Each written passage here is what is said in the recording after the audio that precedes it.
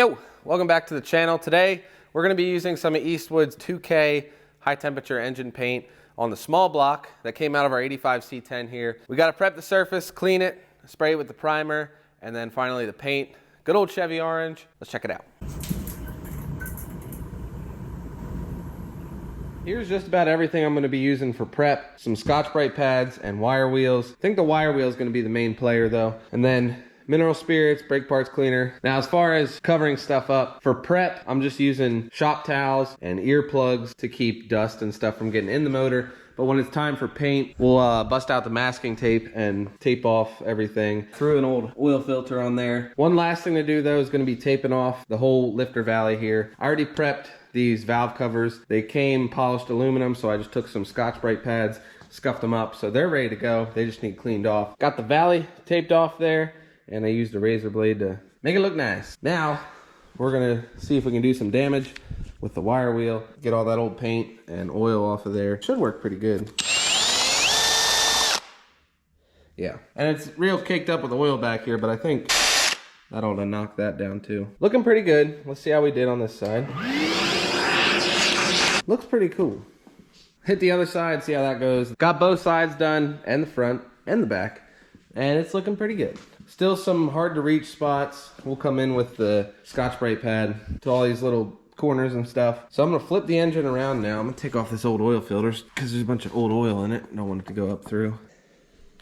Now from here, I'm gonna carefully around this area, get that sanded up. And then we'll do our first wipe down with mineral spirits or the brake clean, whichever. Once we have it wiped down, we'll hit the whole thing with a Scotch-Brite pad, wipe it down a few more times. Should be about ready for paint. Got it all wiped down with the brake clean. Like I said, now I'm gonna come around with the Scotch-Brite and go over everything. Now we'll come around with the brake paint. Give it one more spray down with that.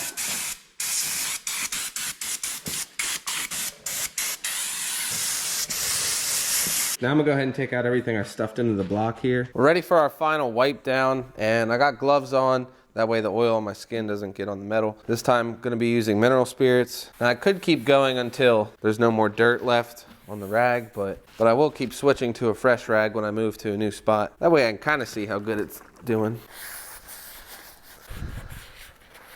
And we'll just do that over the whole motor. Final wipe down is done. Now we're just getting some of the last things taped off here, doing the exhaust ports and stuff with an edge like this that you can find the edge. Cool little trick is to use a ball peen hammer and just tap the edge as you pull on it, and it just cuts the tape right where you need it.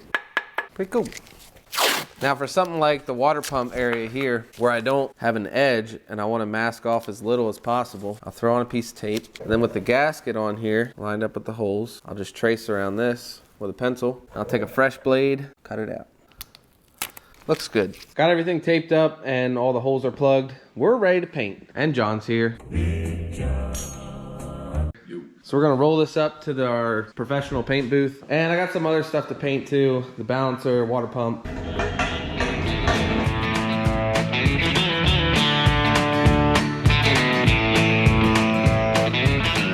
Got all the primer sprayed, looking pretty good. Now we gotta let that dry, obviously, then we can shoot some color on there. I used both cans of primer between the motor and all the accessories. Probably about 3 coats on each thing. Worked out pretty good. So the reason I went with this Eastwood paint, even though it's a little more expensive, the 2K, which it's a 2-part paint, so there's a hardener in here. You put the little cap on the bottom and you mix the two. That makes it a whole lot more durable and should last a long time. John here has even used it. If you're gonna take the time to paint an engine, instead of spending $13 on some Rust-Oleum crap, buy something that's 2-part and wait between coats and do all of your correct prep work, because as soon as you put it in, you start putting heat cycles through, it's gonna chip, flake, and it's not gonna be durable. Spend the money. Yeah, ask my Jeep engine, because I did that with the cheap paint and it flaked off as soon as it got hot.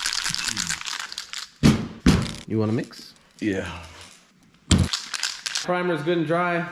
Hit it with some color.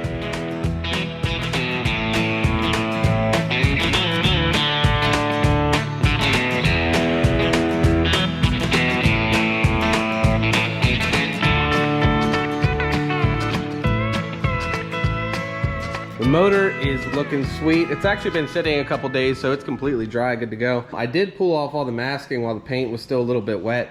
That way it wouldn't flake up or anything if I tried doing it now. Also, I found a black paint marker at the Walmart to fill in all the engraving, and that's looking sweet. And that's pretty much gonna be the theme going forward. Everything's either gonna be black or orange, no chrome. I got all the pulleys and everything powder coated gloss black. Water pump is orange. The air cleaner is orange. And then I ordered a black alternator, black intake manifold, black fuel pump. It goes on. So it's gonna look pretty sweet. And by the way, yes, the short block is mostly assembled. That'll be next week's episode. And I'll be showing you what for hog cam we put in there. But until then, that's gonna wrap it up for this one. Hope you enjoyed it. Take it easy. We'll see you in the next one.